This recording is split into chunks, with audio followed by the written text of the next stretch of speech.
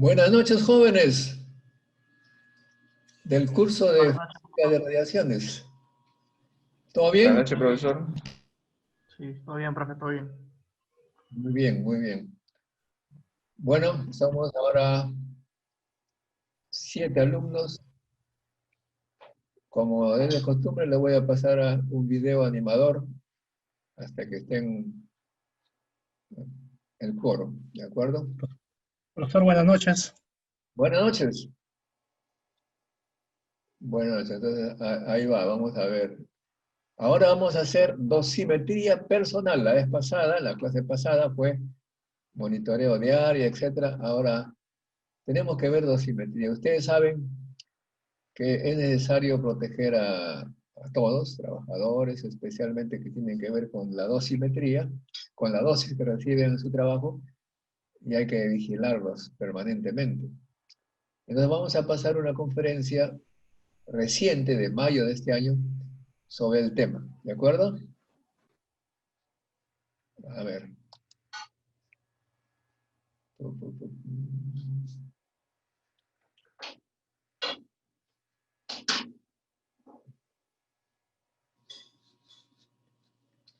Dosimetría. Sí, ahí se ve. A ver.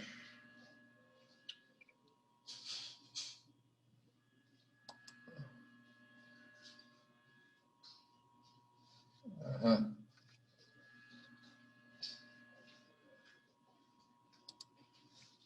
Vamos a ver.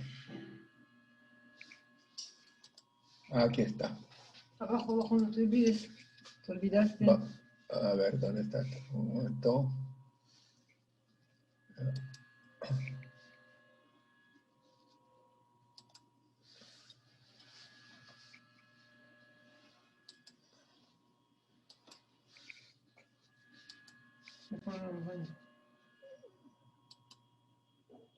Perfecto, Manuel. Perfecto. Bien, pues como comenta Alexa, mi ponencia básicamente es de las tecnologías que existen en dosimetría personal y algo que es muy importante, la dosis que recibimos como trabajadores, y esto incluye pues la dosis que podemos recibir anual, mensual y diariamente. ¿Sí? Para poder empezar a hablar de la dosimetría, pues es importante mencionar algunos temas que seguramente ustedes ya conocen, ¿no? Que es de los magnitudes. ¿Escuchan? ¿Tienen, ven el audio y también ven en la imagen el audio? ¿Todos? Sí, profesor. Sí. Profesor, Perfecto. Ok, entonces ahí va. Que utilizamos. Es importante mencionar que la exposición a las radiaciones ionizantes que nosotros tenemos es debida a muchas de las actividades que realizamos diariamente, pero una de las principales es el uso médico. ¿Sí? En muchos ámbitos se utilizan fuentes de radiación ionizante, pero en el más común, donde la mayoría de la gente tiene más acceso a ellos, es el área médica, ¿no? Tanto como pacientes como trabajadores. Para poder controlar esta exposición, es necesario que podamos primero medir y poder hacer una evaluación de esas mediciones de dosis. Obviamente esto es durante nuestra jornada laboral porque estamos hablando de el personal ocupacionalmente expuesto. Para esto se han creado magnitudes y unidades apropiadas. Estas magnitudes han sido elaboradas por grupos especialistas de muchas disciplinas y a estas unidades se les conoce como magnitudes de protección radiológica. Algunas magnitudes dosimétricas son la exposición, la variación de la exposición con respecto al tiempo, ¿sí? Que es la tasa de exposición, la dosis absorbida, que es la energía que absorbe una masa de tejido, y la tasa de dosis absorbida, en cuánto tiempo recibe una persona o se absorbe una cierta cantidad de energía. Las magnitudes ya de protección radiológica, pues para poder evaluar la dosis de exposición a la radiación, se desarrollaron estas magnitudes dosimétricas especiales.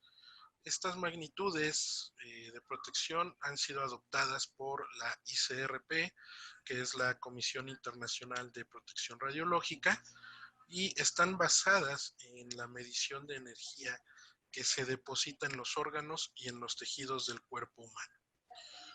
Estas mediciones son importantes para poder relacionar la dosis de radiación que absorbe nuestro cuerpo con el riesgo que esa dosis que absorbe nuestro cuerpo puede generar, ¿sí? Estas magnitudes de protección radiológica son las dosis directamente a un órgano o un tejido, la dosis equivalente y la dosis efectiva. Las magnitudes de protección radiológica operacional, ¿sí?, son magnitudes que no se pueden medir directamente, porque estamos hablando de magnitudes de energía depositada al interior del cuerpo, sobre un órgano del cuerpo humano. Por esta razón, la ICRU, la Comisión Internacional de Unidades Radiológicas, definió un grupo de magnitudes y sus correspondientes unidades que son capaces de proporcionar una aproximación razonable, ¿sí?, de las magnitudes como dosis equivalente y dosis efectiva. Todas estas magnitudes están denominadas como magnitudes limitadoras, ¿sí? Limitadoras, es decir, no se deben de rebasar. Obviamente estamos hablando de magnitudes para monitorear radiación externa, como es el caso del radiodiagnóstico y el intervencionismo, no de radiación incorporada al cuerpo.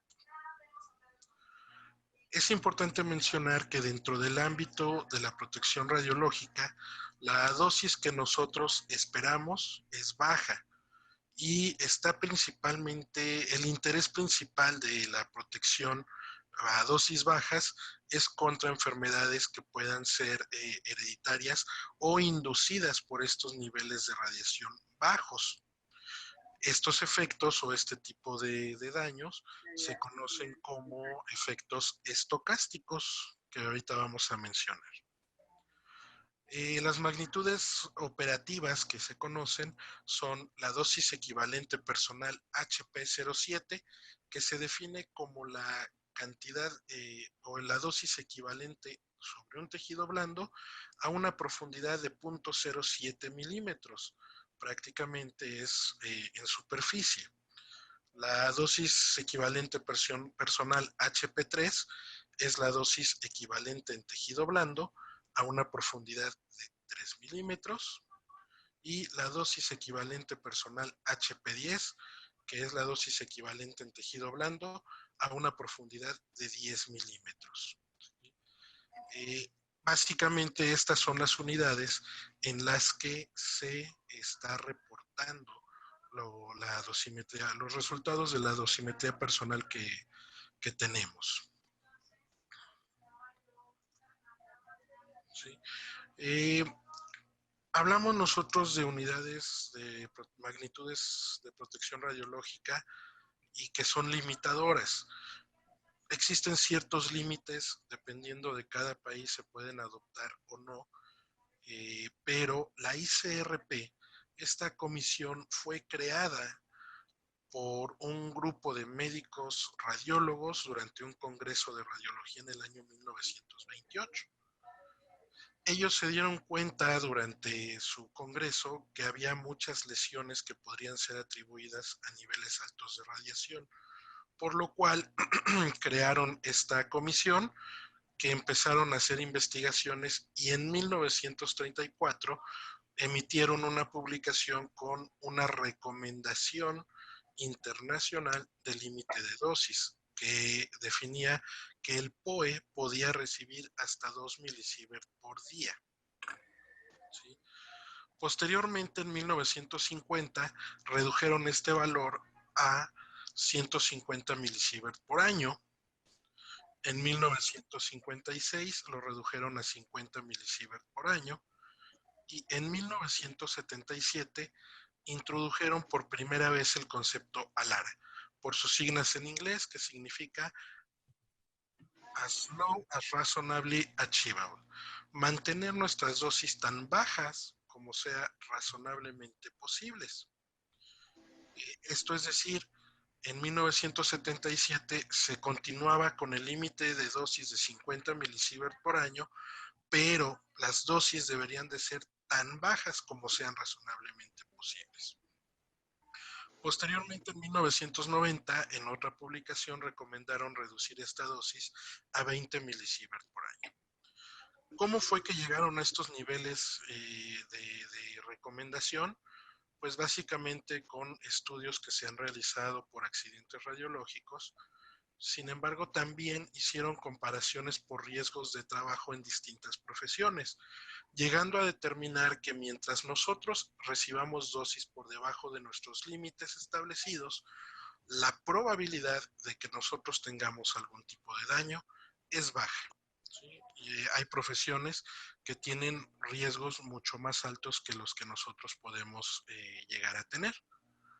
En el caso de México, actualmente se utilizan las normas en México del Reglamento General de Seguridad Radiológica, establece que el límite de dosis para el POE es de 50 milisievert por año y el límite de dosis para el público es de 5 milisievert por año. Las recomendaciones internacionales de la ICRP establecen que el POE puede recibir hasta 20 milisievert por año y el público hasta 1 milisievert por año. Pero en estos valores no debemos considerar dosis por radiación natural ni dosis por exposiciones médicas. Estos valores deben ser niveles de radiación recibidos exclusivamente por la labor que realizamos en nuestro centro de trabajo. ¿Por qué razón la dosis que el POE puede recibir es, en el caso de la norma nacional en México, es 10 veces mayor a la del público? Porque también se establecieron distintos ordenamientos y uno de ellos es la justificación. Nos dice que para que una persona se pueda exponer a la radiación, esta dosis de radiación debe de estar justificada. En el caso del personal ocupacionalmente expuesto, pues la justificación es nuestro trabajo, ¿sí? Ese es el beneficio que obtenemos, es un salario. En el caso del público, no recibe ningún beneficio, ni económico ni en su salud, ¿sí? Es público. ¿Sí? En algún momento dado podemos llegar a ser pacientes, el paciente no es lo mismo que el público, ¿sí? Entonces es un punto importante. Ahora, de acuerdo a los límites de dosis que podemos recibir en México, para efectos estocásticos, ya dijimos, el POE puede recibir 50 al año. Aquí, en la experiencia personal, con los servicios de dosimetría, me han llegado a preguntar, oye, yo normalmente al mes estoy recibiendo una dosis promedio de 0.2 milisievert mensual. Quiere decir que llega el mes de noviembre y yo en total tengo aproximadamente 2 milisievert. Esto quiere decir que en diciembre puedo recibir los otros 48 para llegar a los 50, y eso, pues mi respuesta siempre ha sido un rotundo no. ¿Por qué? Porque mencionamos aquí el concepto ALARA, mantener mis dosis tan bajas como sea razonablemente posible. Ahora, si nosotros consideramos que para fines de protección radiológica un año tiene 50 semanas, nosotros dividimos nuestra dosis en semanas, 12 meses, 50 semanas, que una semana tiene 5 días laborables y que un día laboral tiene 8 horas.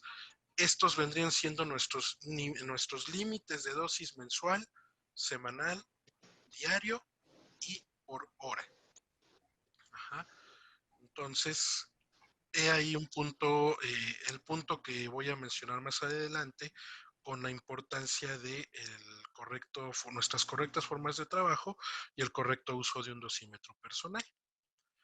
En el caso de las recomendaciones internacionales es lo mismo, 20 milisievert entre 12 meses por año, entre 50 semanas por año, entre 240 días laborables al año y entre cada uno de esos días 8 horas, que son 2000 horas al año, ¿sí? Este podría ser nuestro límite de dosis por hora, por día, por semana, por mes y por año en unidades de milisievert. Ahora, un punto muy importante para la correcta gestión de la protección radiológica del trabajador es establecer 3 niveles de dosis, conocidos como nivel de registro, nivel de investigación y nivel de intervención, que se define como el nivel de registro es un valor prácticamente el esperado por la labor que nosotros realizamos en nuestro trabajo. Se define como un valor que no representa un interés mayor que el de mantener el registro de esa dosis del trabajador. Un nivel de investigación se refiere a un valor anormal que supera el nivel de registro y nos representa la importancia de investigar por qué se incrementó ese nivel de dosis, ¿sí? Un nivel de intervención se define como un nivel que es anormal, es superior al nivel de investigación y nos representa la importancia para investigar por qué se incrementó este nivel de dosis y después de esa investigación tomar acciones preventivas y correctivas para evitar que esto vuelva a suceder, ya sea que el POE sí se expuso por alguna razón o que el POE no se haya expuesto a la radiación y fue por otra razón por la que su dosímetro se midió una dosis elevada, ¿sí? Estos niveles de registro los debe establecer el responsable de operación y funcionamiento o bien el encargado en seguridad radiológica. ¿Y cómo los va a calcular o cómo los va a definir? Pues, insisto, basándonos en las labores que realizamos, basándonos en los niveles de radiación medidos, en los levantamientos de niveles de radiación en nuestra instalación. Con eso podemos suponer cuál sería la dosis esperada para un trabajador en ciertas condiciones de trabajo. Entonces, ese sería nuestro nivel de registro. Un nivel de investigación, insisto, donde digamos algo anormal, qué sucedió, y un nivel de intervención, qué sucedió y vamos a evitar que vuelva a suceder. ¿Sí? Algunos niveles que podríamos suponer, por ejemplo, en radiodiagnóstico, pues niveles de registro, nivel de investigación superior al de registro y un nivel de intervención. En todos los casos van a estar estos niveles por debajo de nuestros límites de dosis. En el caso de todas las mujeres que trabajan con radiaciones y estén embarazadas, se han establecido distintas condiciones. La A, en donde la persona puede exceder 15 milisievert por año, y la B, en donde no se deben de exceder estos 15 milisievert por año. Sin embargo, en la práctica diaria, pues es difícil que una persona exceda estos valores, siempre y cuando trabajemos de forma adecuada, ¿sí? Por ende, la gran mayoría de los trabajadores, hombres o mujeres, embarazadas o no, estamos trabajando en condición B. Posteriormente, en alguna recomendación del ICRP, en la publicación número 60, se recomendó que el límite de dosis equivalente medido en el abdomen de una mujer embarazada debe ser menor a 2 milisievert desde que se entera que está embarazada hasta que nace el producto. Si yo, por ejemplo, una chica se embaraza, al mes se llega a enterar que está embarazada, desde ese momento hasta que nazca su bebé, no debe recibir más de 2 milisievert a la altura del abdomen. ¿Sí? Estas son recomendaciones del ICRP. Ahora, para poder medir estos niveles de dosis, existen básicamente 4 tecnologías para medir la dosis que recibe el personal. La más antigua es la dosimetría de película, que fue recomendada desde 1907 por Sidney Rush, quien recomendaba usar una película radiográfica y posteriormente medirla con un fotodensitómetro, medir la cantidad de luz que logra atravesar dicha película y en base a eso poder determinar la cantidad de radiación que recibió. Posteriormente se creó la tecnología TLD, que por sus siglas en inglés es Thermoluminescence Dosimetry, que es un cristal con características fotoestimulables, es decir, un material que cuando la radiación interacciona con ese cristal, esa red cristalina, los electrones son excitados y quedan atrapados. Posteriormente, en un equipo lector especial, se colocan los cristales. Este equipo lo que hace es calentar dichos cristales, por eso el nombre de termoluminiscencia, los calienta y esa temperatura sobre el cristal logra liberar los electrones de sus trampas.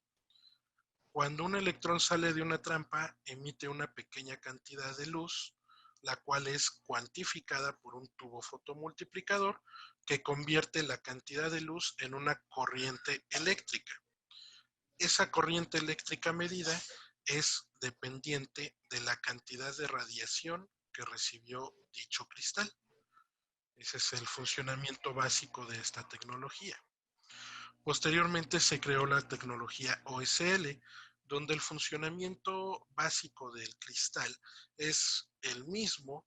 Cuando la radiación interacciona con él, los electrones se excitan, quedan atrapados.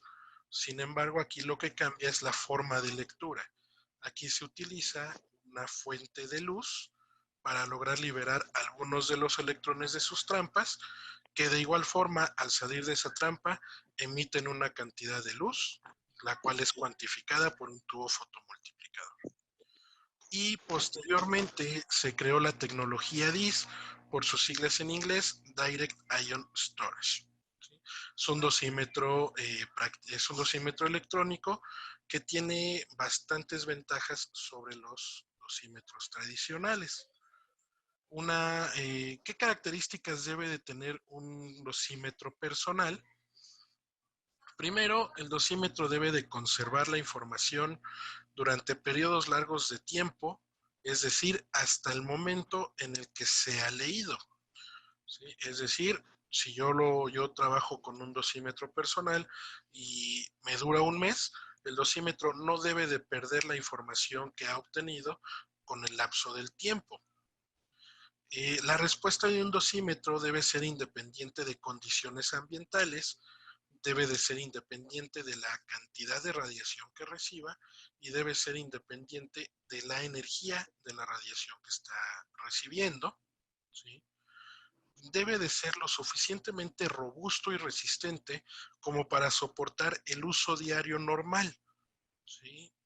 Debe de poder obtenerse la información de forma fácil, de forma segura y de forma inmediata. Y debemos de obtener la información de forma tal que podamos descontar el fondo natural de radiación. Como todos sabemos, existe radiación natural en todo momento. ¿No tenés auriculares vos? ¿Los ¿Perdón? del teléfono?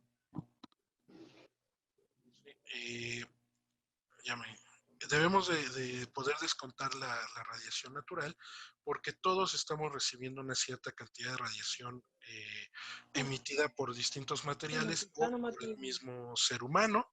Entonces también debemos de descontar esta cantidad porque, como ya les mencioné, en el resultado de la dosimetría debe ser radiación recibida única y exclusivamente por las labores que nosotros realizamos en nuestro trabajo.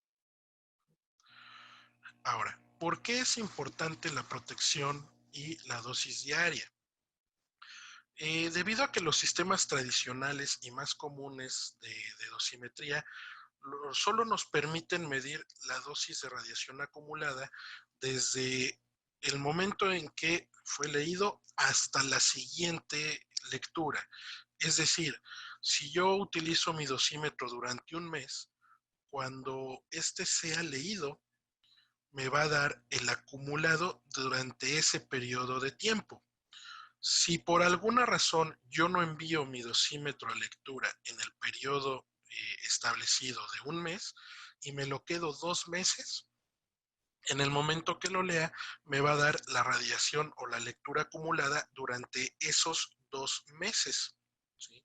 Si nosotros al final de ese periodo encontráramos alguna anomalía en nuestras lecturas, alguna dosis acumulada, nos sería imposible poder saber en qué momento específico se obtuvo o se midió esa cantidad de radiación. Es decir, yo no sé si es una dosis promedio todos los días o si en un día en particular, por alguna razón, hubo un pico donde yo recibí una radiación superior a los demás días.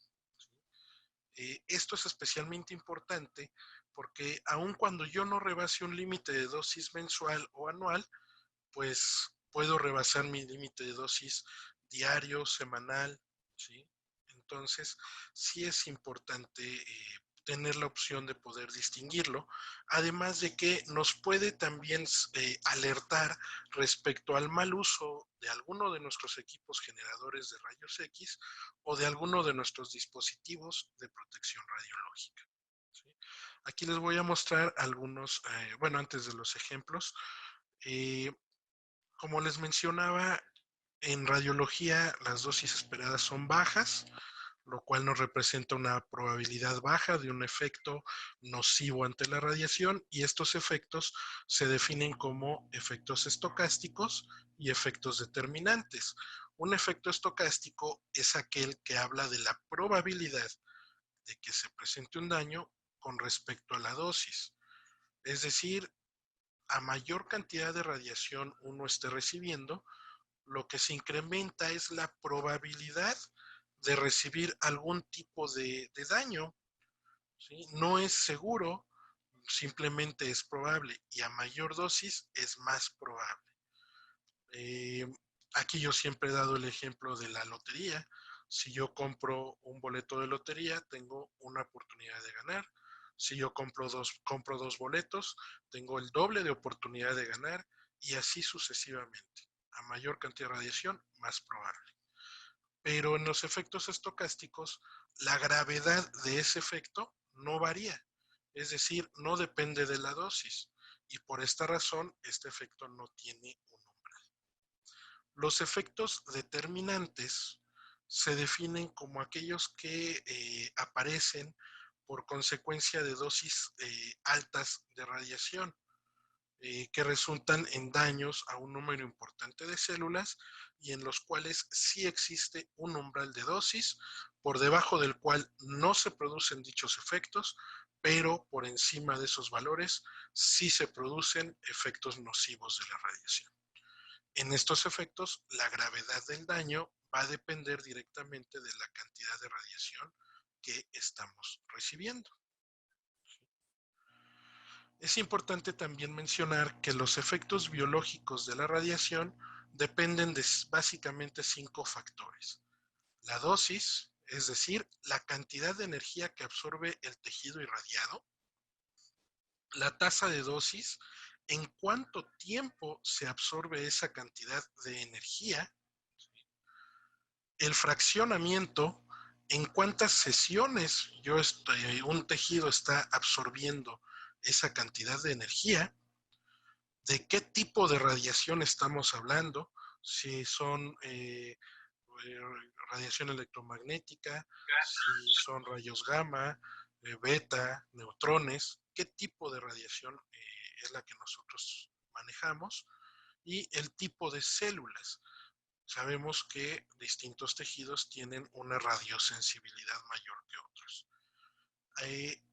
Por esta razón es que les comento, es importante saber, en dado caso de una dosis elevada, poder distinguir el momento en que se recibió, porque no es lo mismo que mi cuerpo absorba una cantidad de radiación de 10 milisievert en todo un año de trabajo, a que mi cuerpo reciba una dosis de 9 milisievert en un año de trabajo, en un solo día, y que el otro milisievert lo recibamos en todo un año de trabajo, ¿sí? Por eso decimos, estamos recibiendo mayor cantidad de radiación en un tiempo más corto, en un periodo de tiempo corto, ¿sí? No es lo mismo que yo reciba durante digamos, un mes, que todos los días reciba 0.1 milisievert, o que todos los días reciba 0.1 y en un solo día reciba 3 milisievert. Eso sería más, es más riesgoso. ¿Sí me explico? Ahora, algunos casos de estudio que tenemos son sobre todo mal uso del dosímetro personal. Como les comentaba, gracias a los dosímetros de Instadose, la tecnología DIS, podemos obtener la dosis diaria de un dosímetro a través de la página web, y esto nos ha permitido observar anormalidades en las lecturas. Por ejemplo, aquí tenemos una persona que durante el mes de julio de 2018 vemos las dosis durante un mes, que va del 1 de julio al 30 de julio de 2018, donde aquí tenemos el máximo de 1 milisievert, aquí está la marca, y vemos que en el día 1 de julio recibió 0.12 milisievert. Por ahí hasta el día 6 recibió 0.17 milisievert. Para el día 7 recibió 0.11 milisievert. Y vemos que otro día, el 18 de julio, recibió 0.51 milisievert, ¿sí? Evidentemente aquí ya estamos rebasando nuestro límite de dosis diario semanal e incluso el límite de dosis mensual. Bueno, no el mensual, pero sí el anual, el diario y semanal, ¿sí? Entonces, vemos aquí cómo nos permite distinguir distintas dosis que realmente no están dentro de lo esperado.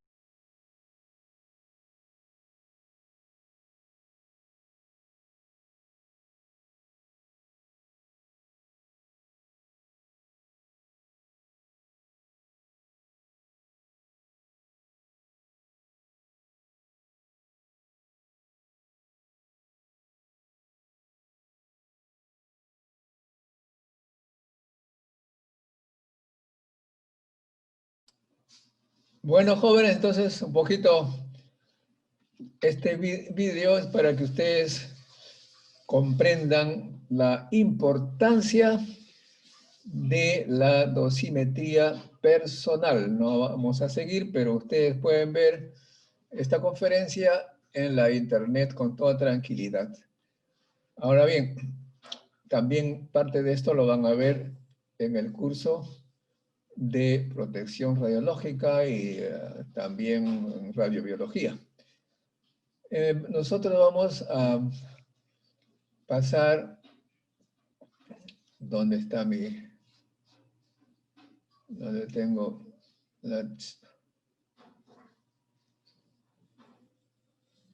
al curso?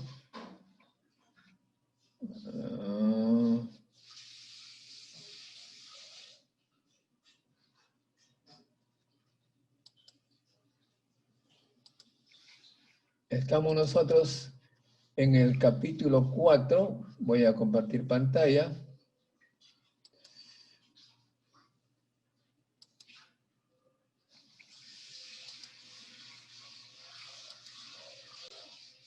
Que tiene que ver con los instrumentos de monitoreo de radiación. Hemos hecho ya un avance bastante importante y hoy tenemos que ver el monitoreo de la dosis personal. ¿no?, de la dosis personal.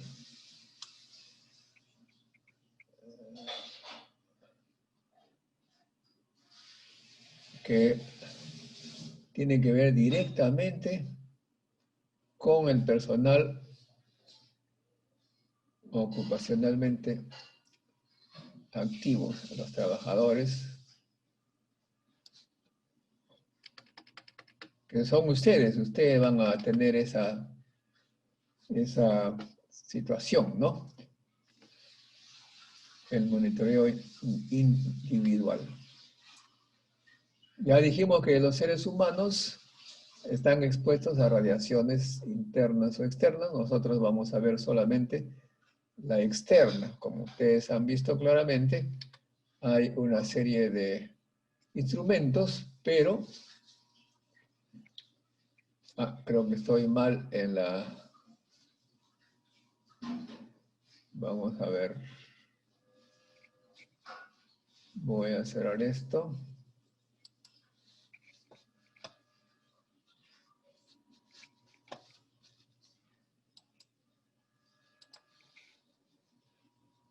Para abrirlo con el Nitro Pro.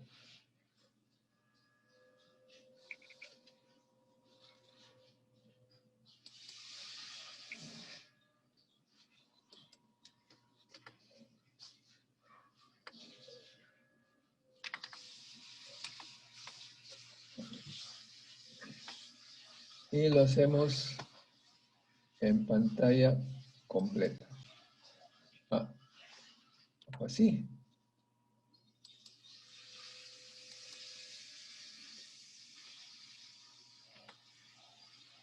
Ok, bueno. Entonces, hemos visto pues que es necesario monitorear la dosis que reciben las personas que trabajan, hacerlo en forma efectiva en el lugar de trabajo. Y, por supuesto, ver los niveles de radiación en este lugar de trabajo. Y además, tratar de proporcionar información sobre un eventual accidente. Cuando hay accidentes, inmediatamente los dosímetros que han tenido cada uno de los trabajadores nos da la información que nos permite deducir qué puede haber pasado, como se dijo en el vídeo, ¿no? Cuando hay dosis elevadas, pues vamos a ver el origen. Ya ustedes conocen muy bien el tipo de instrumentos que se usan para la dosimetría. No vamos a incidir mucho sobre ello, pero claro, ya conocen también las tecnologías de los instrumentos de dosimetría.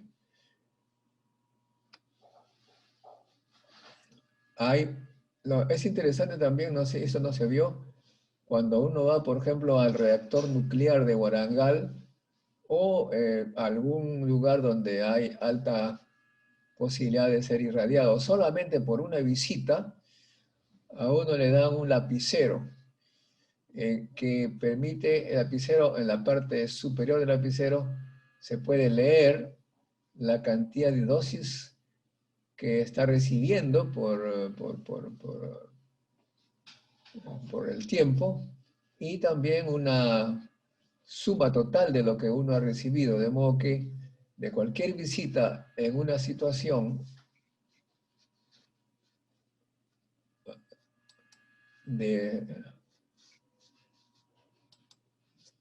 que no es normal, ustedes pueden saber qué dosis han recibido por esa visita, por esa actividad, en el momento. O sea, no se tiene que esperar para ser revelado o lo que fuera. En el momento que termina la visita uno sabe, pero también puede saber qué radiación está recibiendo, qué dosis está recibiendo cada segundo, cada minuto. Esto es muy importante. Bueno, pero también... Profesor, disculpe, parece que hay un problema en la pantalla porque no está saliendo los slides. ¿No sale el slide? A ver, vamos a ver. Ajá, voy a ver, vamos a ver.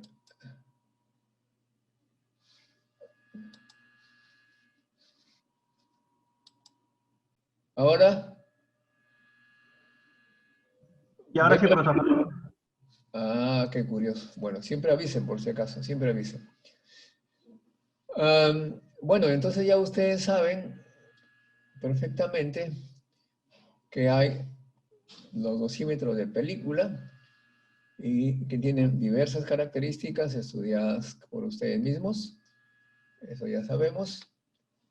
Y lo interesante que aquí en estas películas es necesario saber que no son similares o equivalentes al tejido.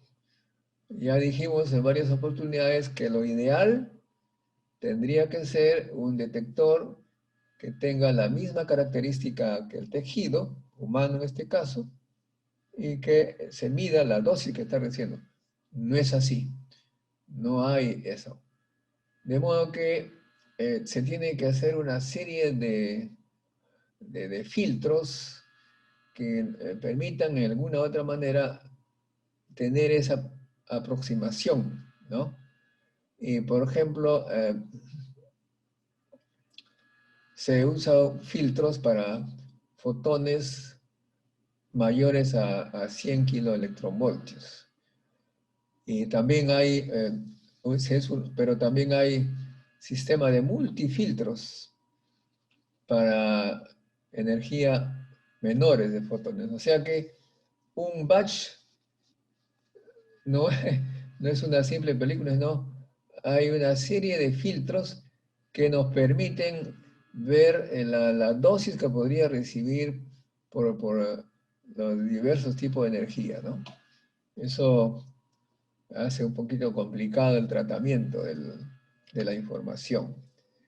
Bueno, en la evaluación que se hace, pues se hace la medición de la dosis acumulada por los rayos electromagnéticos o también por los neutrones, ¿no?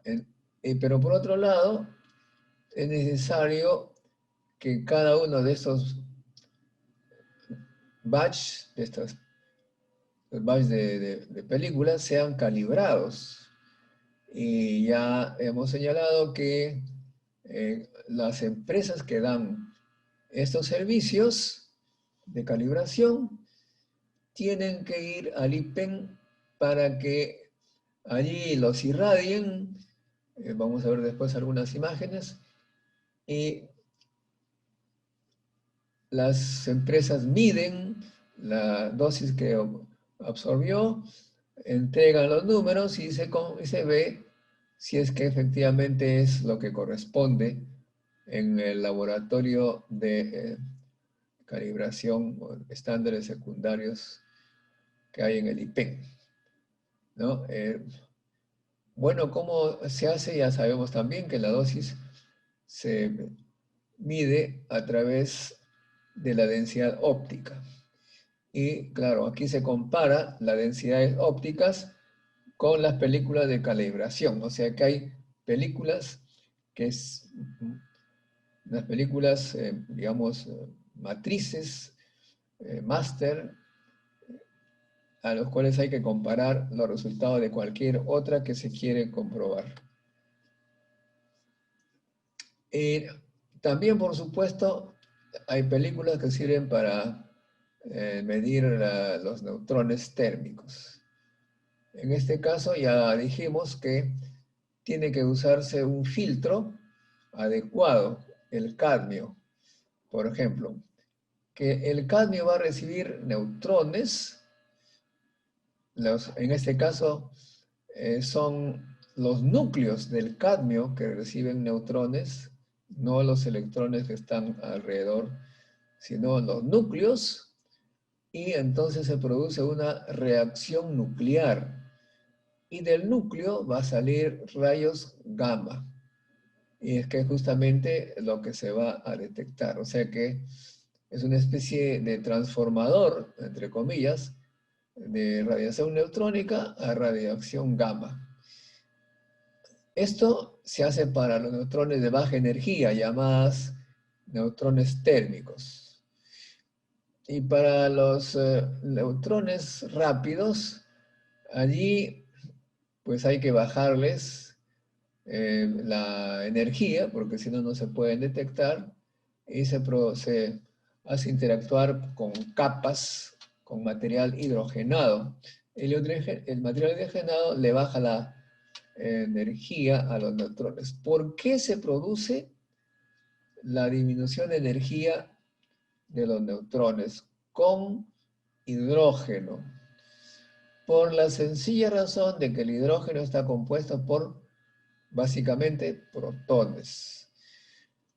Y los protones, cuando hay choque frontal, digamos, ocurre lo mismo que en una mesa de billar. Ustedes supongo que han jugado billar, ¿no? Se coloca una bolita en la mesa y con otra bolita se dispara de manera frontal, totalmente frontal.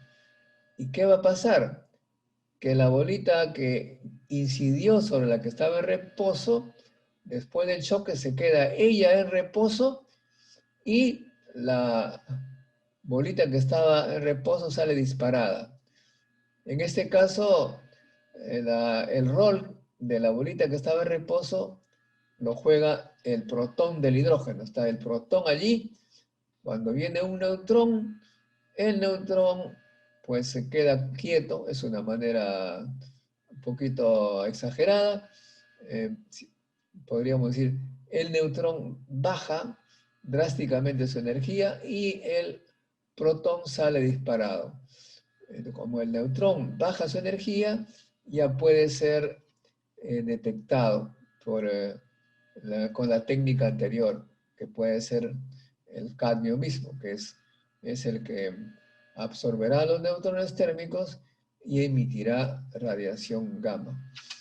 Ven ustedes entonces que la detección de radiación que permite medir la dosis, pues tiene una serie de pequeños detalles o truquitos basados en el conocimiento de la física nuclear. Claro. También ustedes saben, ya lo hemos visto ya en varias oportunidades, los dosímetros termoluminiscentes, ¿no? Entonces acá hay diferentes materiales químicos que se colocan en los batch para que estos absorban energía y luego se liberen, claro, usando pues las técnicas de calentamiento que hemos ya explicado, ustedes han explicado anteriormente. Bueno, pero el problema, hay alguna ventaja y alguna desventaja, ¿no? En primer lugar, como siempre, dependiendo del material, si es que está hecho de un número atómico elevado, o sea, elementos pesados, ya no es equivalente al tejido, ¿no? Hay que usar entonces filtros adecuados. Digamos, si queremos un poquito acercarnos al tejido equivalente, pues hay que usar bajo Z, como un poco por debajo del Z del fósforo. El problema con el TLD, pero también como ocurre con las películas, a veces no es muy nítida, ¿no? No es muy nítida las mediciones. Ahora bien, la ventaja que tiene estos TLDs es que pueden hacerse pequeñitos, digamos, peliculitas para colocarlas en lugares adecuados, que puede ser con un anillo o un arete de repente, para ver pues la para medir la dosis en los ojos o los dedos. ¿No? Esa es la ventaja. Ya ustedes saben eso. Bueno.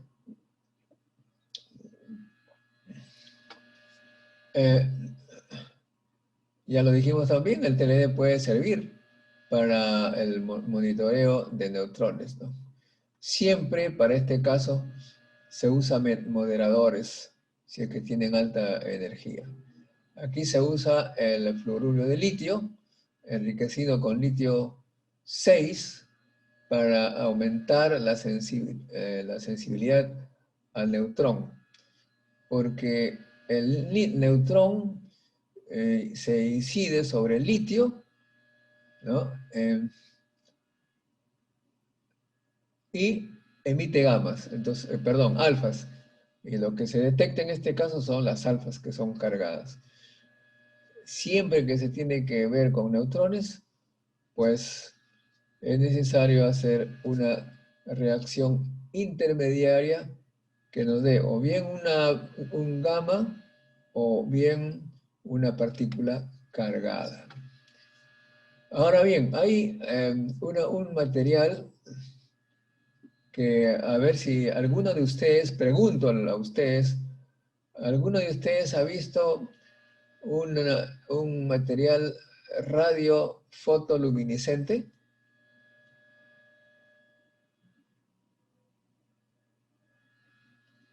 ¿Nadie ha visto eso? No. Profe, no. No. Bueno.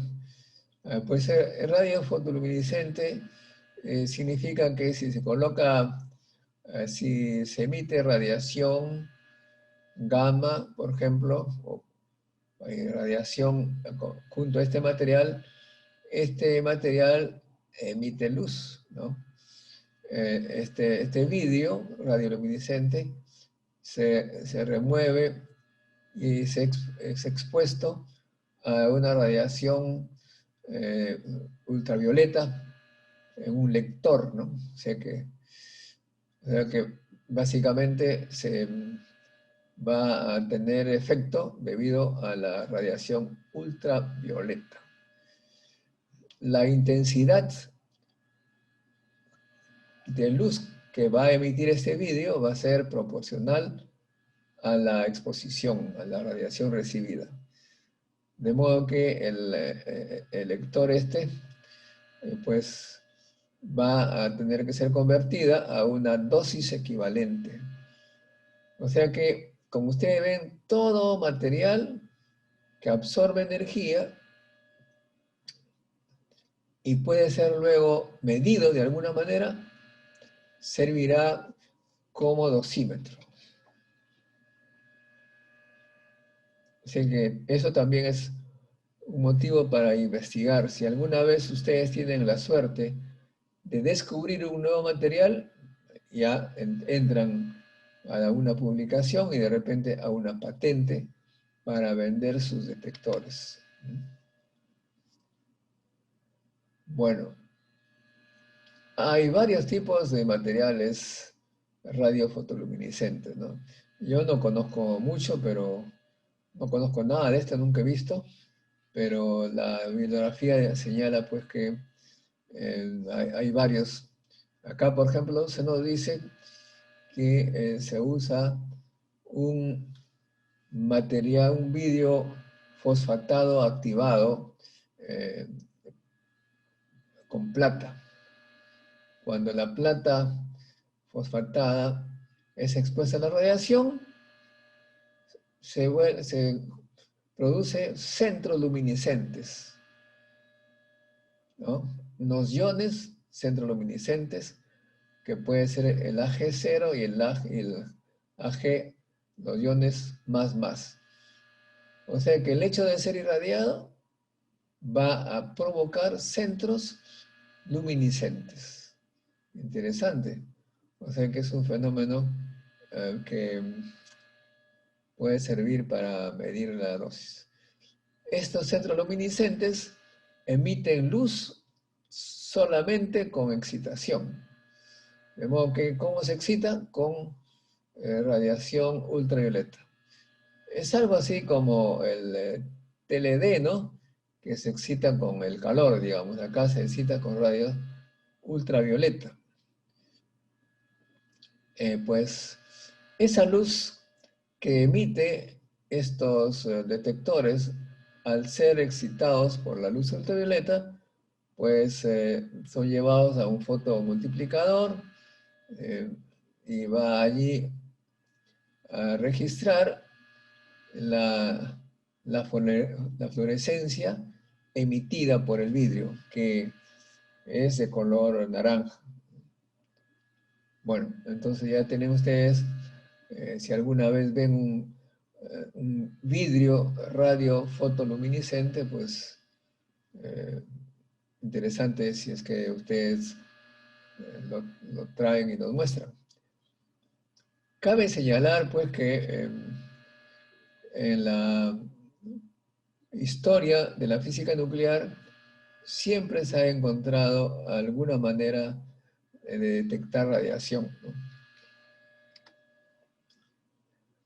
¿Cuáles son las ventajas de estos vidrios radiofotoluminescentes?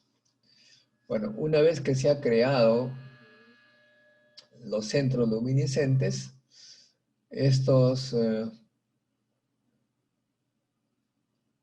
las señales de luz no se borran, de modo que puede ser reanalizado varias veces. Interesante, ¿no? O sea que quedan estos centros luminiscentes allí por buen tiempo. Y también se puede medir entonces la dosis acumulada y que puede ser información muy importante. Acá dan señales, datos de comercio. Hay disponibles, típicamente estos RPL que cubren dosis en un rango entre 30 microsievert y 10 sievert, ¿no? Y además tienen una respuesta plana entre 12 kiloelectronvoltios a 8 megaelectronvoltios para la dosis equivalente a 10 milímetros, imagínense. De modo que también hay otra característica interesante, que no hay mucha, no es muy borroso y no es sensitivo, no es sensible a la temperatura, de modo que lo hace muy conveniente para el monitoreo individual. De modo que estos materiales aparentemente son muy buenos. Me extraña que no hayan invadido el mercado peruano, ¿no? Después también ustedes, alguien expuso, a ver, ¿quién fue el que expuso de la luminiscencia ópticamente estimulada? ¿Quién fue? ¿Hola? No hubo expositores para ese tema, profesor. No hubo voluntario. ¿Por qué no hubo voluntario? Me extraña. Bueno, igual, esto también es comercialmente muy difundido en el Perú. Hay empresas que han comprado esta tecnología para dar servicios de dosimetría para las clínicas. Dicho sea de paso, estimados alumnos, cuando estuve de presidente del IPEN, promoví un reglamento, una ley que permite que todos ustedes pueden hacer empresa. Antes era como un monopolio del IPEN. Y entonces las empresas, ¿qué son empresas de dosimetría? Pues adquieren una de estas tecnologías, convencen a un banco, a un amigo o que tiene plata, unos cuantos dolarillos y se hacen una empresa para brindar dosimetría. Y he visto que estos detectores OSL ya están aquí siendo usados en el Perú para dar este servicio. ¿Qué contiene estos dosímetros OSL? Bueno, una plaquita, una lámina de óxido de aluminio, ¿no? El aluminio es estimulado con frecuencias selectas de láser produciendo luminiscencia proporcional a la exposición. O sea que, imagínense ustedes, este material es expuesto a la radiación, puede ser beta, gamma, etc. Y ya queda allí, la radiación deja trazas, deja un cambio molecular, químico en el material. Luego, para saber cuánto de energía recibió, cuánto de energía absorbió, se le irradia con láser, pero el láser tiene que tener una frecuencia adecuada, ¿no?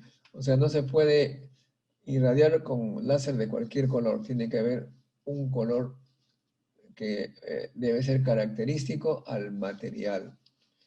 Entonces, o sea que miren ustedes, ya tienen varias formas, ¿no? El TLD, que se estimula con calor. El fotoluminiscente con rayos ultravioletas. Y aquí el OSL con láser, ¿no? Pero la técnica se basa siempre en que el material ha absorbido energía y ha guardado esta energía haciendo cambios químicos, a cambio en la estructura, creando agujeros, etc. ¿Ok? Acá tienen una imagen de también los filtros que se necesitan, ¿no? Tienen que tener tienen que tener filtros adecuados, ¿no? Para la detección.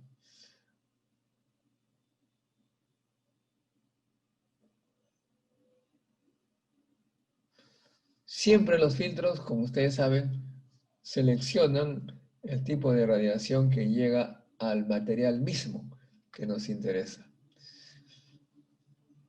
Y bueno, aquí tenemos, por ejemplo, un dato que puede ser usado para más abajo, que 10 microsievert con una precisión de más o menos 10 microsievert. O sea que tenemos nosotros una dosis bastante baja, aunque aquí hay un problema que no está muy bien, porque cada más o menos 10 microsievert me parece bastante elevado. No, aquí debe haber algún error que hay que buscar. O sea que tenemos aquí una alta sensibilidad que es muy importante para trabajar en lugares de baja radiación. O sea que ustedes han escuchado que la radiación genera una probabilidad de sufrir un daño. Hablemos, por ejemplo, de cáncer. Eso aparentemente no tiene un umbral, solamente es como una probabilidad, como quien juega la lotería, como dijo don Manuel, ¿no? Tú compras uno, tienes una probabilidad. Si tú compras 10, tienes 10 veces la probabilidad. Pero si compraste uno y te ganaste la lotería, o compraste 10 y te ganaste la lotería, no porque compraste 10 vas a tener mayor plata, no, de ninguna manera.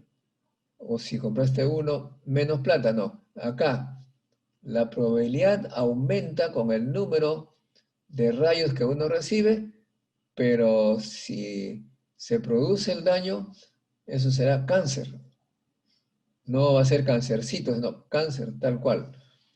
Por esto es que es importantísimo monitorear para que se reciba como el ALARA, como escucharon en la charla, una dosis tan baja como sea razonablemente posible.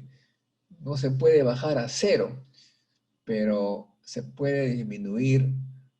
Es igual ahora que estamos viviendo con el COVID-19. Es imposible poner que la probabilidad sea cero, de cualquiera de nosotros puede tener una probabilidad, tiene una probabilidad, la que aumenta si uno va a subir a un vehículo lleno de gente, pero si estás encerrado en su casa, puede haber un aerosol de un enfermo que está pasando por la calle. Ese aerosol lleva este virus a uno y le da, pues, el daño va a ser el mismo que si se hubiera metido al ómnibus, ¿no? Entonces, en el caso de la radioactividad, no hay umbral para el tipo de daño. Se refiere a los daños estocásticos, ¿no? Probabilísticos. Claro, por supuesto, los determinísticos ya es otra cosa, ¿no? Las quemaduras, que cuando ya es muy alta la radiación, mientras mayores, las quemaduras son más intensas. Estoy hablando de los efectos probabilísticos, estocásticos. Por eso es que es importante bajar lo más que se pueda la dosis, y para eso sirven los monitores personales. ¿Ok? Bueno. Estos sistemas OSL pueden servir hasta incluso hasta 10 Siever. Y para fotones en un rango entre 5 keV hasta 40 megaelectronvoltios. O sea que tienen un amplio rango, ¿no? Que es muy bueno para los trabajadores de la salud. Y como se señaló, pues estos dosímetros pueden reanalizarse varias veces sin perder la sensibilidad, y puede ser usado hasta por un año. O sea que parece que esta es una cosa, parece hecho por la empresa como publicidad.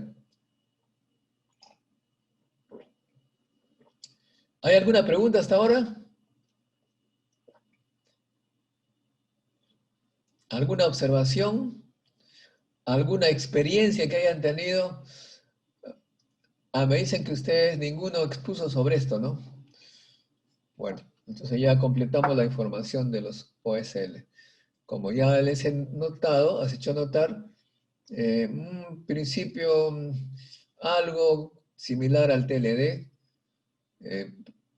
o sea, se basa en el hecho de absorber la energía, guardar la energía, estoquear la energía, almacenarla y liberarla en momentos que se le dé una excitación, sea con calor, con UV, y en este caso con láser.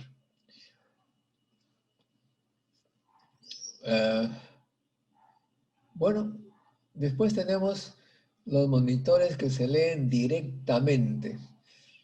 O sea, estos son muy buenos porque nos permiten tener en el instante una información de lo que está pasando.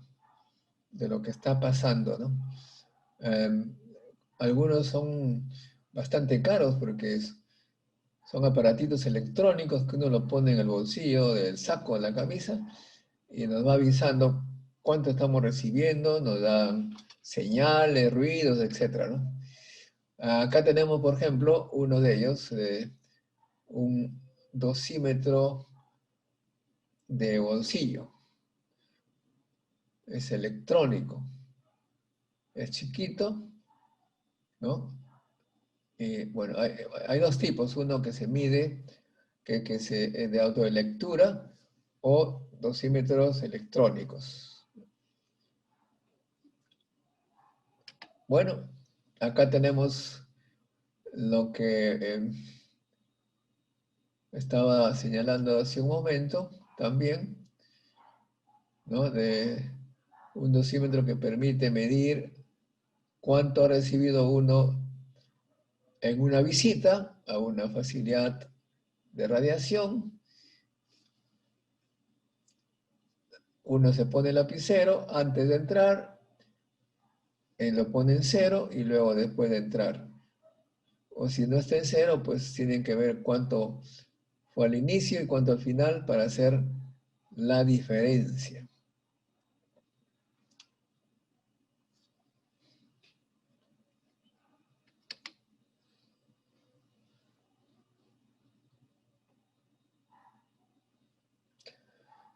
Claro, el problema es que son complicados tecnológicamente, pero estos dosímetros de bolsillo parece que un poquito ya no se usan, puesto que tienen un rango muy pobre, ¿no? Y hay fugas, hay problemas de fuga y baja sensibilidad comparado con los electrónicos.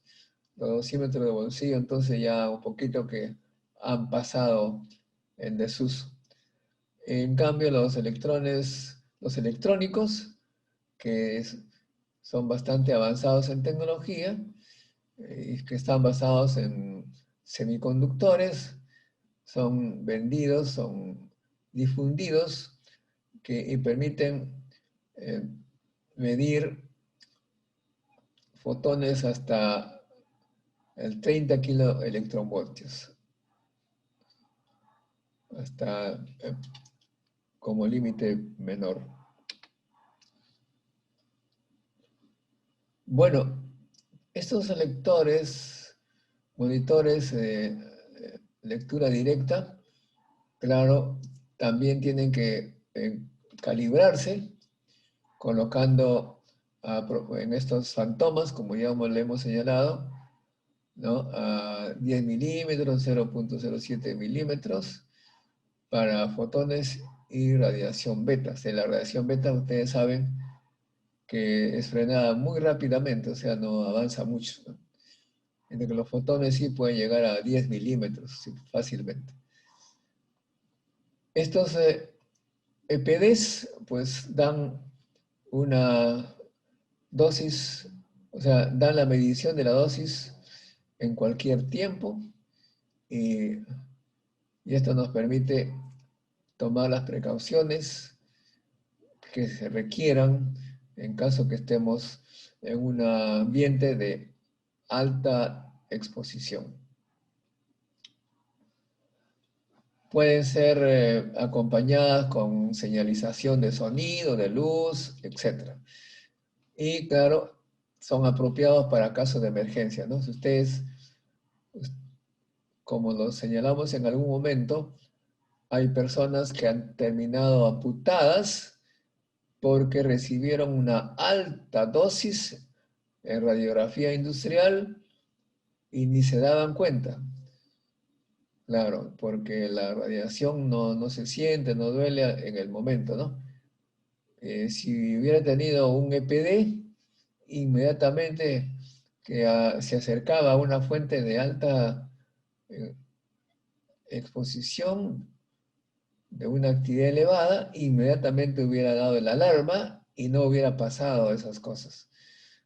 De modo que es muy importante para trabajar en lugares donde hay la posibilidad de una alta tasa de dosis. Bueno, todo eso, ya lo dijimos, tiene que ser calibrado. Todos los detectores, cualquiera que sea su tipo, tiene que ser calibrado. Y para hacerlo, tiene que usarse maniquíes con material un poquito similar al material humano, ¿no? Bueno, por eso se usa fantomas de agua, de plástico, hay una serie de materiales, ¿no? Pero también, por supuesto, hay maniquíes del torso, de la cabeza, del dedo, o sea que se simula el miembro del cuerpo humano que va a ser expuesto a la radiación y allí se coloca el detector a la distancia que corresponda para calibrar los detectores, los dosímetros, ¿no? Todo eso tiene que ver con maniquíes estándar y son compuestos por el famoso tejido icru, que tiene una composición similar al cuerpo humano, ¿no? Hay la Organización Internacional de Estándares que recomienda fantomas de agua especiales aunque también se necesita hacer correcciones.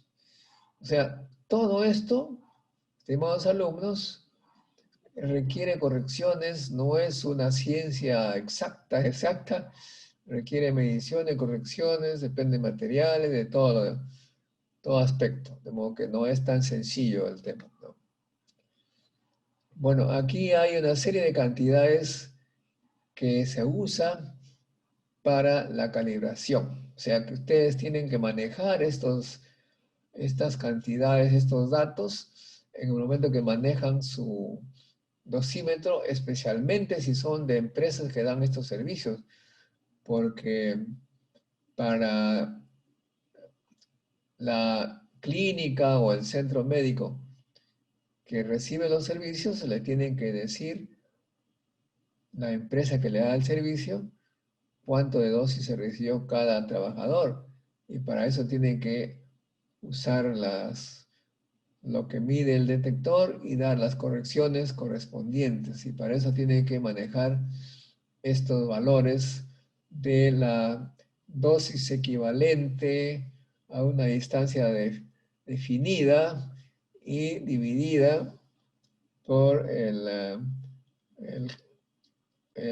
kerma de aire en el aire, o sea, esta división, ¿no? Esta razón, esta fracción, y tiene que calcularlo, aunque también se puede calcular de manera teórica, conociendo, por supuesto, los materiales. Y esto nos permite finalmente para dar un valor aproximado de lo que recibiría un ser humano. Siempre, por supuesto, tenemos que colocar estos dosímetros en lugares que corresponden, similar a lo que tendrían los trabajadores donde quisieran medir la dosis. Allí tienen que un poco simular con estos dosímetros esta eventual irradiación. Y siempre tomando en cuenta que es aproximado, ¿no? Acá tenemos un laboratorio de calibración, ¿no? Como hay en el Instituto Peruano de Energía Nuclear, ¿no? Ahí se tiene, en este caso se tiene los batch de TLD, acá todos están, ¿no? Y se tiene un irradiador. Todo este ambiente obviamente está totalmente cerrado, blindado, etc. Se abre el obturador, se irradia a los dosímetros, y luego pues se ve los factores de corrección que tiene que dar la empresa que da los servicios.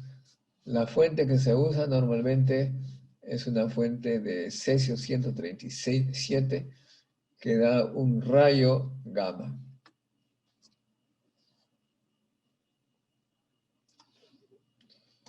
Muy bien.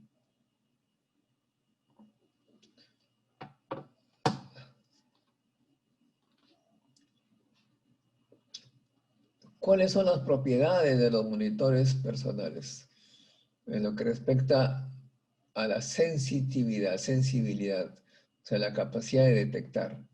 Bueno, hay varios, pues. Las películas, el TLD puede medir dosis equivalentes tan baja como 0.1 milisievert y puede ir hasta 10 sievert, cosa muy buena, ¿no? Los decímetros basados en la OSL, ¿no? Pueden llegar hasta de 10 a 30 microsievert. o sea, mucho menor que el anterior. Se dan cuenta que es mucho más sensible. Ahora bien, lo ideal, se dijo, que debe ser independiente de la energía, o sea que nosotros debemos medir una dosis tal cual, pero esta dosis que nos da el instrumento tiene que ser independiente de la energía. Bueno, las películas pues son muy dependientes de la energía. Y esto es una desventaja. El TLD con fluoruro de litio es más o menos un poquito equivalente al tejido y exhibe una dependencia más o menos buena, ¿no? Y en el caso de este químico de sulfato de calcio, como es que no conozco bien el término químico, en este caso muestra una dependencia de la energía y bueno, y la respuesta es, necesita pues unos ajustes empíricos para cada caso. También hay los RPL, los radiofotoluminiscentes, que tienen una respuesta plana entre 12 kiloelectronvoltios y 8 megaelectronvoltios. Y hay OSLs que están disponibles que tienen también una respuesta plana entre 5 kiloelectronvoltios a 40 megaelectronvoltios. Bien, entonces hay varias características de los materiales. O sea que ustedes como físicos médicos tienen que conocer todas estas características para recomendar a la empresa donde trabajen, pues lo que más conviene para las actividades correspondientes. Y esto significa que tienen que estar siempre atentos a las nuevas tecnologías, ¿no? En estos lapiceritos de lectura directa también hay una hay una dependencia de la energía, más o menos 20%, en el rango de 40 kiloelectronvoltios a 2 megaelectronvoltios. Y los EPDs, pues puede haber una compensación energética, pero de todas maneras hay una dependencia más o menos 20% en el rango de 30 kiloelectronvoltios a 1.3 megaelectronvoltios. Bueno, entonces, como ustedes ven, no es tan sencillo estos análisis, ¿no? Por otro lado, tenemos las incertidumbres, claro, otro tema. Aparte de las dependencias, ¿cuánto es el error que está uno cometiendo? O sea, ¿cuánto es el error que se puede dar con estos instrumentos? El ISRP, pues nos dice que más o menos deberíamos tener es posible llegar a una incertidumbre de más o menos 10% al 95% de confianza, de un nivel de confianza. K igual a 2, para mediciones de campo de radiación en condiciones de laboratorio. Bueno, pero ese es en el laboratorio. Sin embargo, en el campo de trabajo, allí la cosa no es muy bien conocida porque depende pues, de muchas condiciones en ese lugar. Las incertidumbres para los CPDs, pues allí más o menos es 10% para baja dosis, es decir, a dosis 2 milisievert por hora, y aumenta al 20% para alta dosis, mayores a 100 milisievert por hora, en condiciones de laboratorio. Bueno, en fin, todas estas cosas ustedes lo pueden estudiar con detalle para cada caso. O sea, ustedes tienen que identificar en qué campo se encuentran, qué laboratorio están y qué dosímetros les conviene. Ahora bien, por ejemplo, tenemos el rango de dosis equivalente. Bueno, para las películas TLDs se tiene entre 100 microsievert a 10 sievert. Los OSL y los RPL de 10 microsievert a 10 sievert. Para los detectores de autolectura de bolsillo, 50 microsievert a 0.2 sievert. O sea que están un poquito bajos. Y para los dosímetros electrónicos, ahí sí, de 0.1 microsievert a 10 sievert, ¿no? Es la tecnología un poquito más avanzada. Bueno, entonces, además, se tiene la dependencia direccional. Imagínense, esas tecnologías tienen tanta dependencia que requieren para cada uno un factor de corrección, ¿no?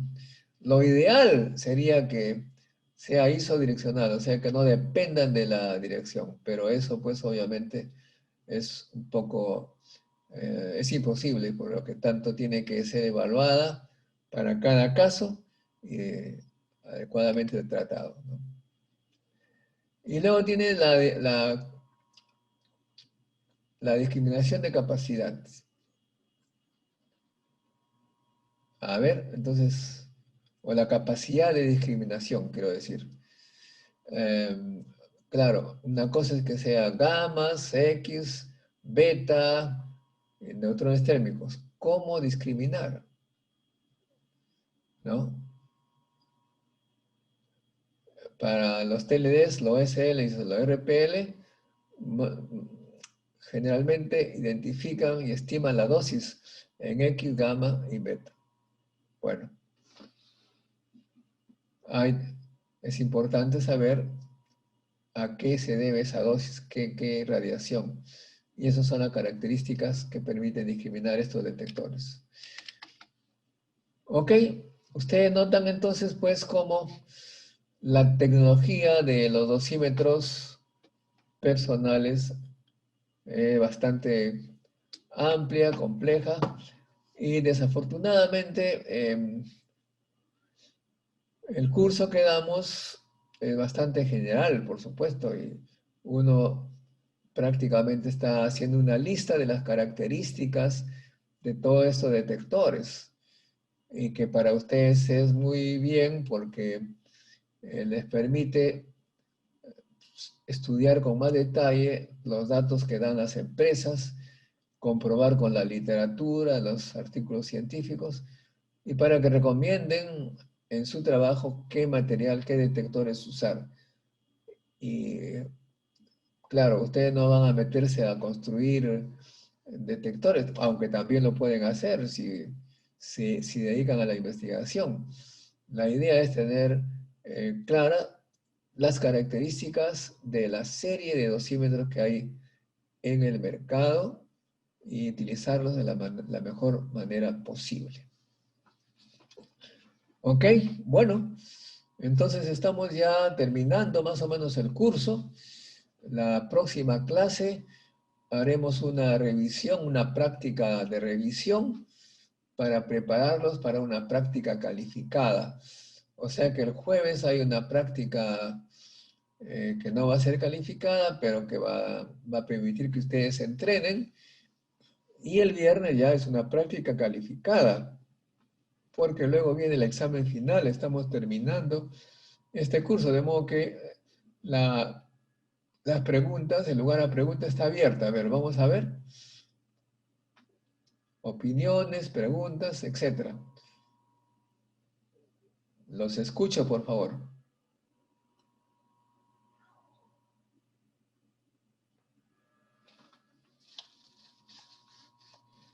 Profesor, disculpe, con respecto a ese tema, bueno, el jueves sería una práctica, algo así como un simulacro parecido a lo que va a ser el viernes. Más o menos, sí. Así es. Esa es la idea.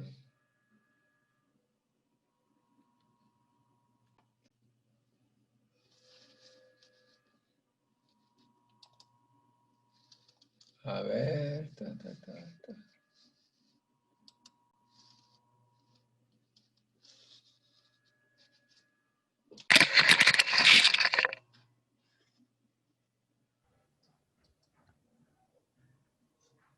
Ya todos han puesto presente en el chat. Profesor. Sí, profesor. Sí, Hola. sí, profesor. Diga, diga.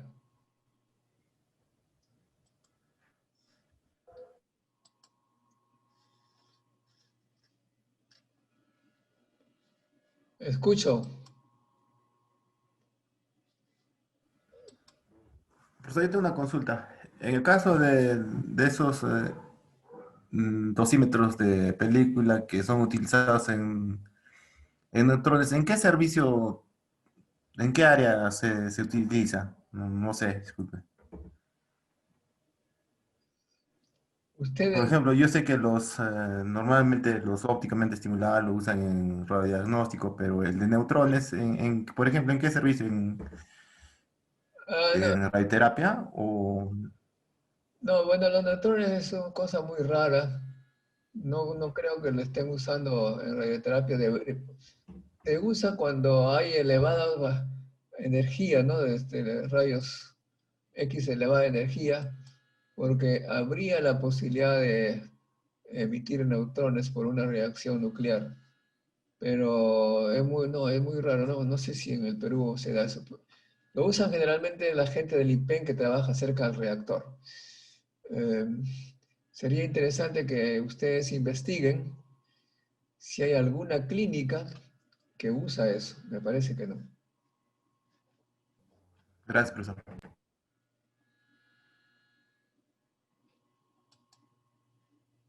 Profesor, disculpe, y con respecto al tema de esos detectores personales, eh, no se ha buscado la manera de que tengan el set efectivo más parecido al tejido humano, porque como creo que mencionaron, por lo general no es parecido al set efectivo del tejido humano.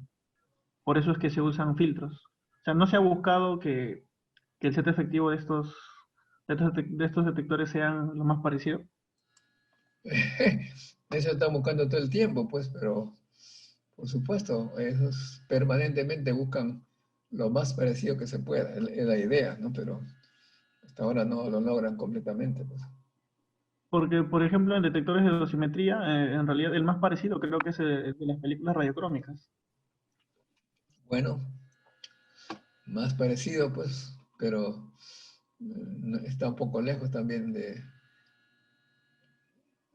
que parezca, digamos, lo que tiene el ser humano en sus tejidos, ¿no? Esa es la idea tratan de hacer los monitores, los detectores, lo más equivalente posible al tejido humano. ¿Sí? De eso trata el ejercicio de la investigación de las empresas.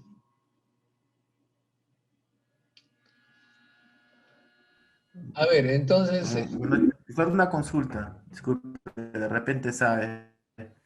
¿Cuántas empresas aquí en Perú hay que brindan el servicio de dosimetría? O alguien de los compañeros si sabe. No sé. habrá una, no sé francamente, pero por ahí hay unas 3, 4.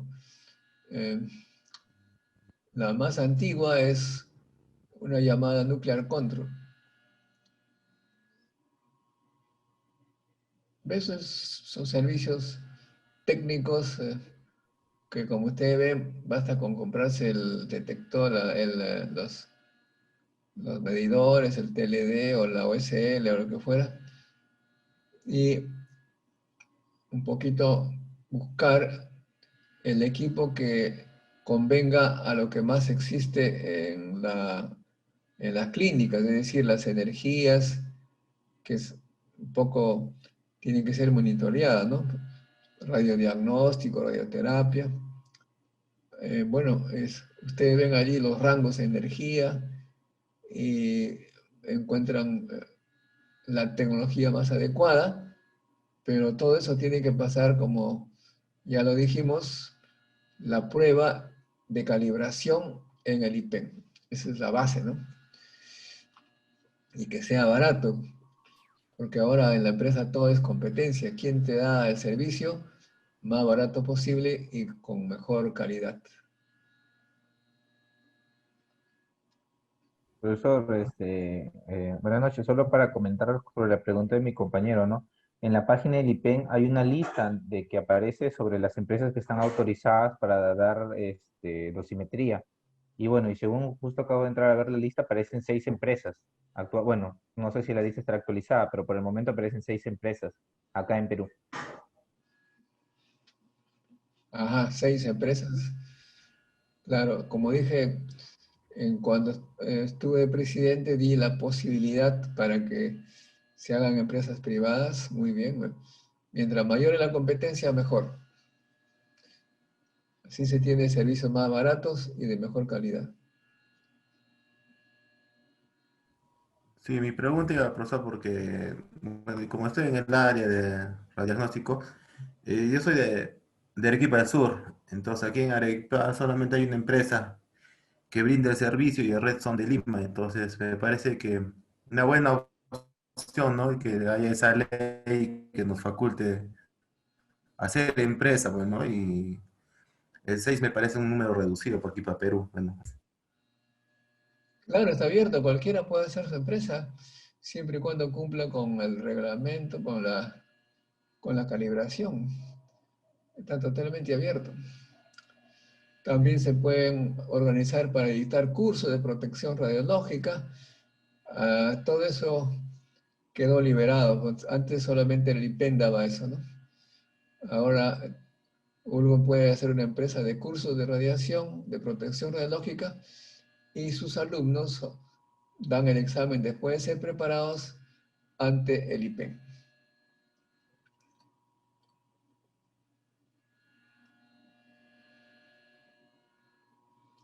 Así que vamos avanzando poco a poco. Entre ustedes, alumnos, ¿quién usa dosímetro personal? ¿Y qué tipo de dosímetro? ¿Y cómo es que se mide? ¿Qué tipo de servicio le dan? Creo que Freddy Ramírez. ¿Está Freddy? Profesor, buenas noches. Sí, efectivamente, en el lugar donde trabajo, nuestro personal ocupacional expuesto utiliza la dosimetría TLD, la dosimetría termoluminiscente, y los rangos de medición se dan para valores superiores a 0.1 milisievert, es decir, que se registran esos valores. El laboratorio, cuando detecta una dosis mayor a 0.1 milisievert, lo reporta. Si es una dosis menor, ya no lo reporta. Creo que también es por la misma sensibilidad del dosímetro, ¿no? Y bueno, en mi experiencia, ninguno de mis trabajadores han logrado exceder el límite permitido, siempre es un valor muy bajo. Estoy hablando de radioterapia, no sé cómo sea el tema, depende del radiodiagnóstico, pero generalmente para un año no superamos pues ni 0.1 milisievert. Siempre es una lectura muy inferior al mínimo que el laboratorio pueda registrar, ¿no? Ah, qué bien, TLD, ¿no? Sí, dosimetría TLD. Esa es la más usada, creo, en la mayoría de centros, en la mayoría de hospitales, diagnóstico, radioterapia, incluso creo que hasta medicina nuclear usan la dosimetría TLD. Me imagino porque será el único servicio que brindan en el país, ¿Qué ¿no? empresa? Porque ahí justo qué- estaba viendo la clase y veo que podría usarse, o sea, para cada práctica un tipo de dosímetro diferente, pero de repente son los costos, ¿no? Claro. Así ¿Qué es. empresa le da servicio? Alep Group. Ya, ok. Otra persona que tiene usa dosímetros personales?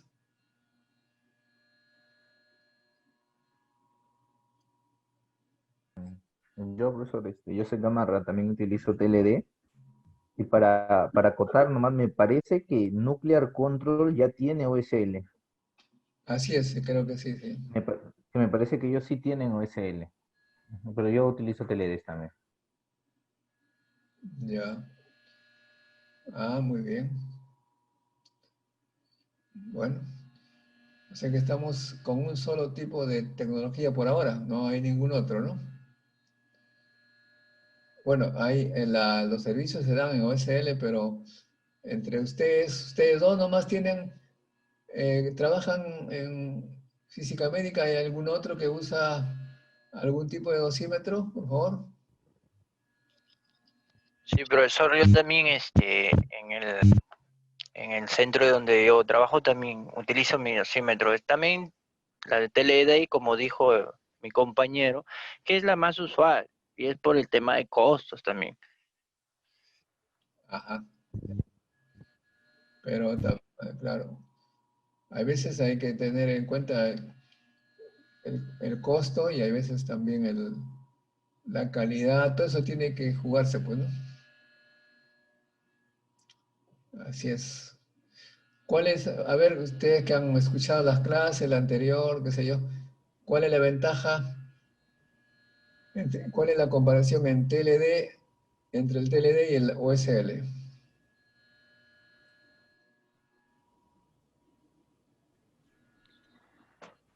Creo que el OSL tiene un rango de detección más inferior que el LD, es decir, creo que está en el orden de los 10 microsievert.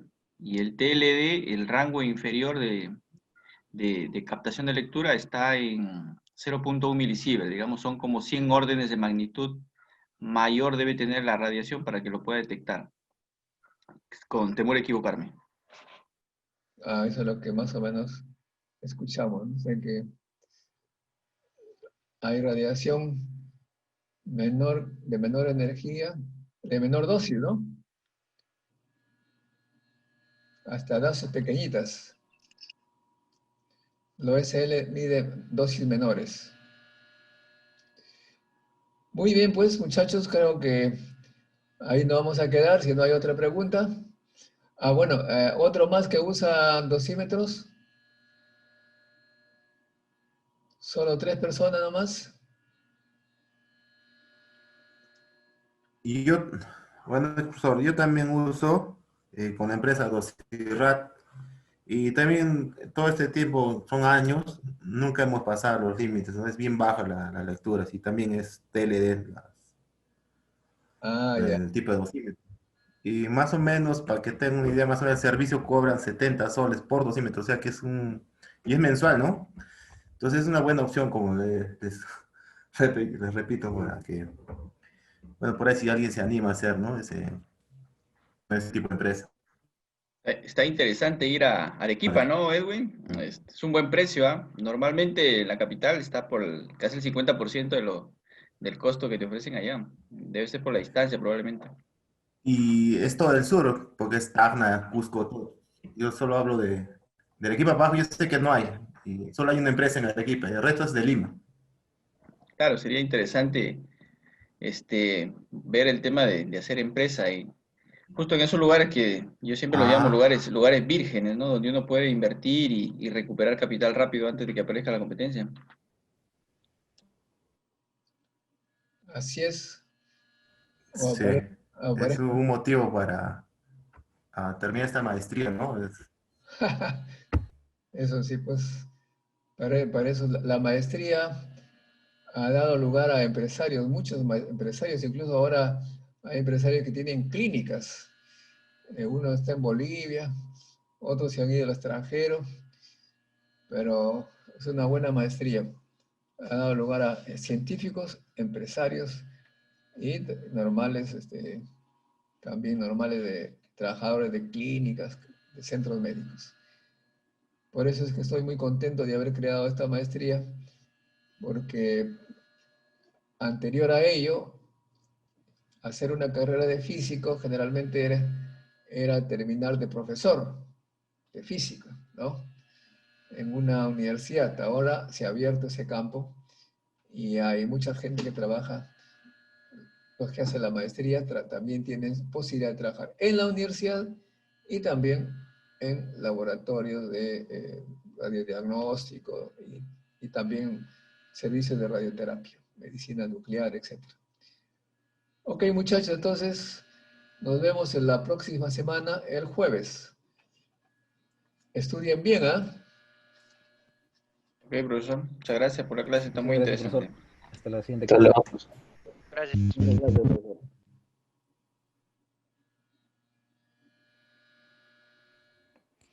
Gracias, profesor. Gracias a ustedes. Isaúl Llamo. ¿Y ese nombre Isaúl tiene que ver con la Biblia?